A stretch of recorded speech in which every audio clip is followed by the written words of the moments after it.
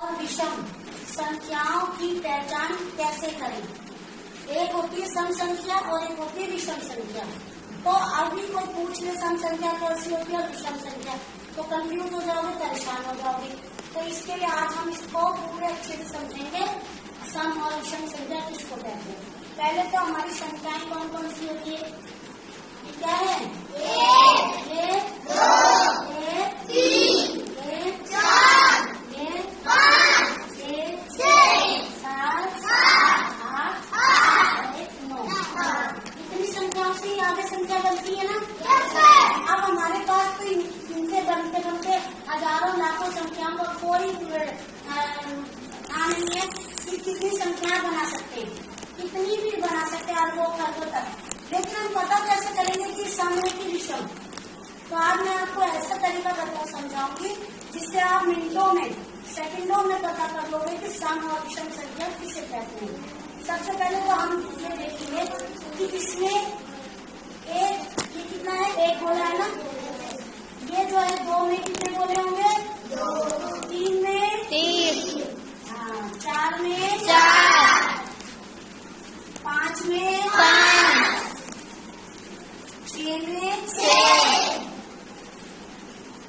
देखते रहना मेरा भी गलत हो सकता है। सात में सात, सात में आठ में आठ, नौ में नौ।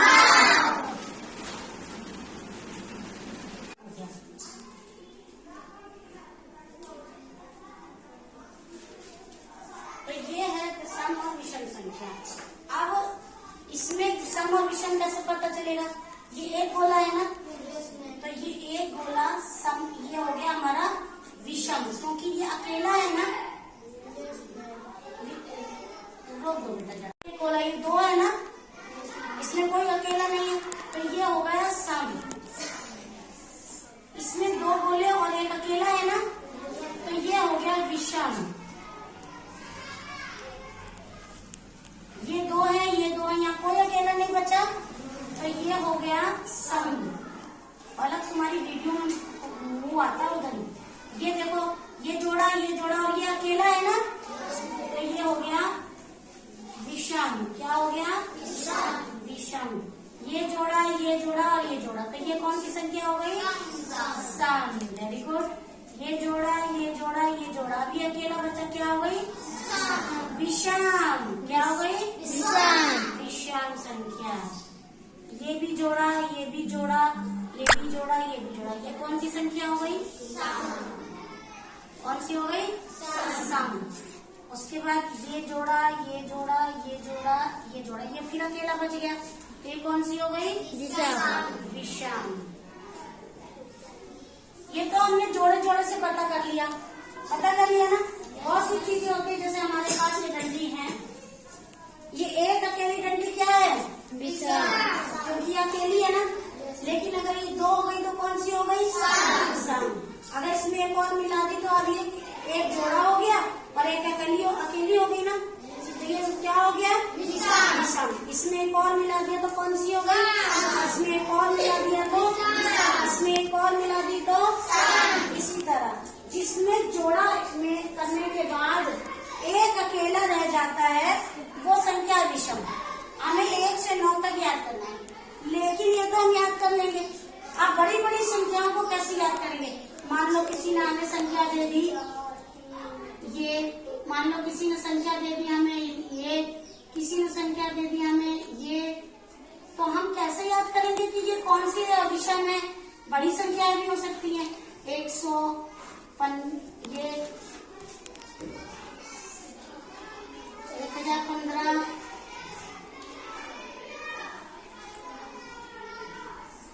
अब ये इतनी बड़ी बड़ी संख्याओं को हम कैसे पता करेंगे, लाखों करोड़ों संख्याओं को पता कैसे करेंगे।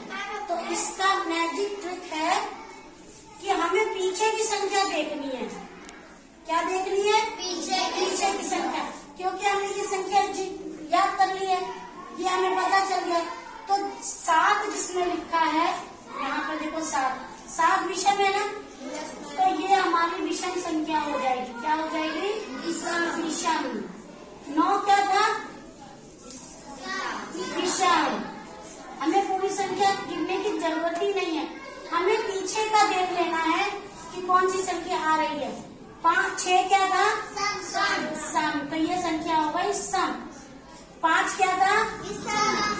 विषम।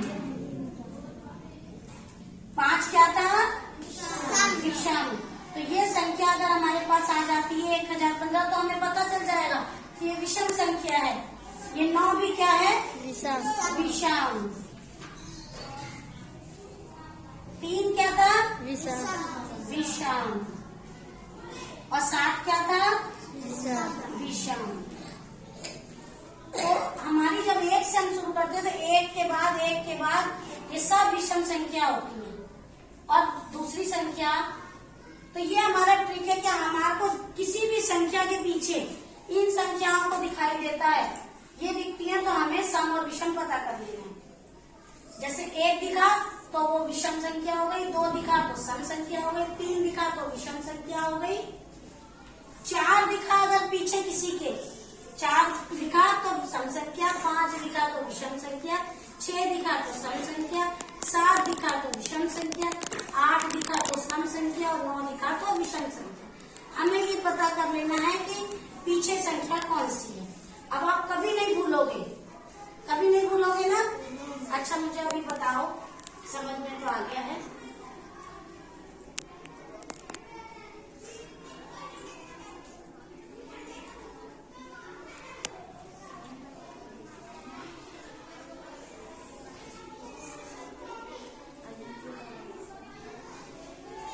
बताओ ये कौन सी संख्या है? वेरी गुड, जल्दी समझ में आ गया। ये कौन सी है? ये कौन सी संख्या है? ये कौन सी संख्या है? ये कैसे जाना? कैसे जाना? कैसे जाना? पीछे संख्या देख के पहचान में आ गया ना? तो अब हमारे पास हमेशा ये लिखा होगा ना, ऐसा तो नहीं होगा कि हमारे पास ये लिखा होगा और हम सम संख्या विषम संख्या जान जाएंगे। तो हमें 1 से 9 तक उसे याद करना है। हमें याद करना है कि पहली 1 से शुरू होती है संख्या, तो 1 विषम है, दूसरी सम, तीसरी विषम। इसको हमें याद कर लेना है, इसके गोलों को याद कर लेना है कि जोड़ा जहाँ पर बने वो संख्या सम और विषम संख्या हो। ठीक है। अब एक और चीज, किसी भी संख्या के पीछे 0 आता है, किसी भी बड़ी से बड़ी संख्या के पीछे 0 आता है तो वो हमेशा सम संख्या होगी। कौन सी संख्या होगी? सम। कोई भी संख्या मान लो यहाँ पे आ जाती है 520, 920, 880, 670। अब इसमें 0 आ रहा है ना, 0 के बाद ये वाली संख्या आ रही है, तो आप सोचोगे ये वाली संख्या देखनी, लेकिन 0 आ जाने पे ये सारी संख्याएं क्या होंगी? सम संख्याएं होंगी। 10 से कोई भी चीज 0, 20, 40, 30, ये 0 वाली जितनी संख्याएं आएंगी वो सब होगी सम संख्या। ठीक है। जिसके पीछे 9 आएगा वो विषम, जिसके पीछे 8 आएगा वो सम, जिसके पीछे 7 आएगा विषम। तो ये याद हो गया ना? अब इसको आप अपनी कॉपी पे उतारिए, इस इतने को, और उसके बाद फिर हम एक गतिविधि करेंगे सम और विषम संख्या। अभी तो आप लोग लिखा हुआ तो ये एकदम से रट गए, याद हो गया ना? अब हम संख्याएं लिखेंगे और उसके बाद आप लोग एक एक करके आना और उसको सम और विषम लिखना।